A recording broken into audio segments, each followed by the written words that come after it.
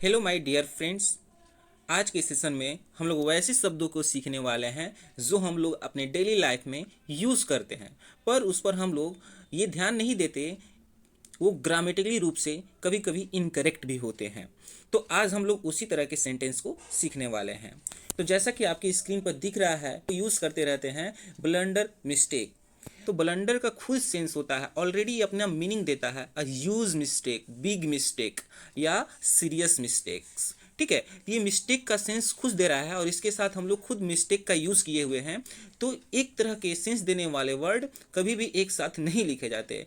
अगर एक साथ आते हैं तो इस तरह के सिचुएशंस को हम लोग सुपरफ्लुअस बोलते हैं। सुपरफ्लुअस वैसे बोलते हैं कि एक ही तरह के वर्ड को अगर एक साथ लिख दिया जाए या सेंस देने वाले वर्ड को एक ही साथ लिख दिया जाए तो उसे हम लोग सुपरफ्लुअस बोलते हैं। तो यहाँ पर ब्लंडर मिस्टेक हम लोगों को कहना गलत है, सही होगा ब्लंडर। ब्लंडर का मतलब होता है खुद ह्यूज मिस्टेक। और अगला जो वर्ड है आप लोगों के सामने, तो यहाँ पर लिखा हुआ है आपका रिटर्न बैक। तो आप लोग समझ सकते हैं कि रिटर्न का मतलब ही होता है खुद वापस होना, बैक होना। तो इसके साथ हम लोग बैक का यूज़ किए हुए हैं, जो कि ग्रामेटिकली रूप से देखा जाए तो गलत है। रिटर्न बैक हम लोगों का यूज़ करना गलत माना जाता है, सही है रिटर्न। ठीक है, तो अगला वर्ड देखते हैं हम लोग। तो अगला वर्ड है हम लोगों का मैरिज एनिवर्सरी। तो यहाँ पर आप लोग देख रहे हैं कि एनिवर्सरी बोल लेते हैं। ठीक है, तो मैरिज एनिवर्सरी बोलना गलत होता है, सही होता है वेडिंग एनिवर्सरी। बिकॉज देखिए, मैरिज वर्ड एक ऐसा वर्ड है कि ये हम लोगों को किसी न किसी फंक्शन को नहीं दिखाता, ये हमारे रिलेशनशिप को दिखाता है। यानी स्टेट ऑफ रिलेशनशिप, यानी रिलेशनशिप के स्टेट को बताने के लिए हम लोग मैरिज का यूज़ करते हैं। जबकि वेडिंग जो है आपका, ठीक है, वेडिंग जो है आप लोगों का इवेंट को बताता है। तो आई होप इसे आप लोग समझे होंगे। तो अगला वर्ड देखते हैं। इस तरह के वर्ड आप लोगों को यहाँ पर हमने इंक्लूड करा है, जैसे कि जो कि एक ही तरह के सेंस देते हैं, फिर भी हम लोग उसको डेली लाइफ में यूज़ करते रहते हैं। तो पहला जो वर्ड है आप लोगों का, वो यहाँ पर दिख रहा है कि बेसिक वर्ड है।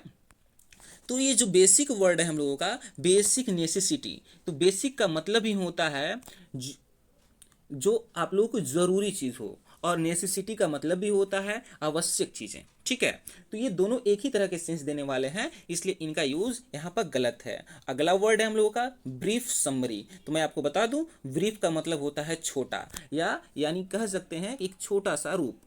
उसी तरह समरी का मतलब भी होता है छोटा, यानी किसी भी कहानी को हम लोग ब्रीफ करके लिखते हैं, यानी कि उसको हम लोग छोटा करके लिखते हैं, यानी हम लोग उसको समरी लिखते हैं। यानी बड़े से कहानी को हम लोग समरी यानी छोटा बना करके लिखते हैं, ब्रीफ में करके लिखते हैं। तो ये दोनों वर्ड एक जैसा सेंस दे रहे हैं, इसलिए कभी भी ब्रीफ के साथ समरी का यूज नहीं करेंगे। या तो हम बोलेंगे कि ब्रीफ में लिखो या तो समरी लिखो।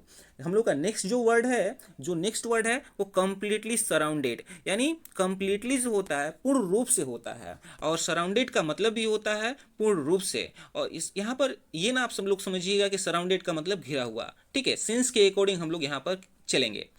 तो ये आप समझ रहे हैं। अगला जो वर्ड है यहाँ पर लिखा हुआ है कि करेंट ट्रेंड्स, यानी जो हम लोगों का अभी हाल फिलहाल में चल रहा होता है वो करेंट ही होता है, और इसी को हम लोग बोलते हैं ट्रेंड्स। यानी दोनों सेंटेंस एक जैसा वर्ड देता है, इसीलिए करेंट के साथ कभी भी ट्रेंड्स का यूज़ नहीं करेंगे, या ट्रेंड्स के साथ कभी भी करेंट्स का यूज नहीं करेंगे।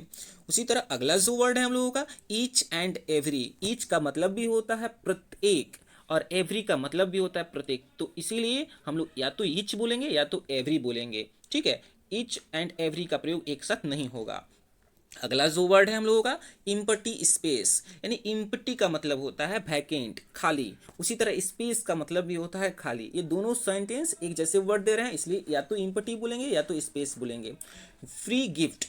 तो फ्री गिफ्ट जो लिखा हुआ है, यानी गिफ्ट के साथ फ्री का यूज़ किया गया है, तो गिफ्ट तो खुद ऑलरेडी फ्री होता है, इसलिए कभी भी इसका यूज़ नहीं करेंगे गिफ्ट के साथ फ्री का। सिर्फ गिफ्ट बोलिए या तो फ्री बोलिए। इसी तरह और भी वर्ड्स हैं, जैसे बोला जाए एक सेंस देने वाले, हम बोलेंगे कोल्ड आइस। तो कोल्ड और आइस जो होता है, आइस खुद कोल्ड होता है, इसके साथ कोल्ड बोलना आइस के साथ गलत माना जाता है इंग्लिश में। तो अगला जो वर्ड है एब्सोल्युटली, या श्योर, या इसेंशियल, या नेसेसरी। ये सभी का मतलब होता है एक जैसा, और इन सभी का प्रयोग एक साथ नहीं किया जा सकता।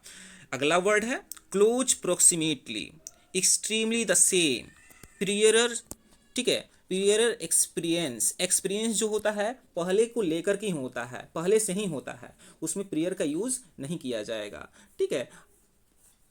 तो आई होप इस सेशन का आप लोग लुत्फ उठाए होंगे। अगर आप लोगों को सेशन अच्छा लगा तो सेशंस को शेयर करें और दोस्तों को भी बताएं। चैनल सब्सक्राइब नहीं किए हैं तो चैनल को सब्सक्राइब करें।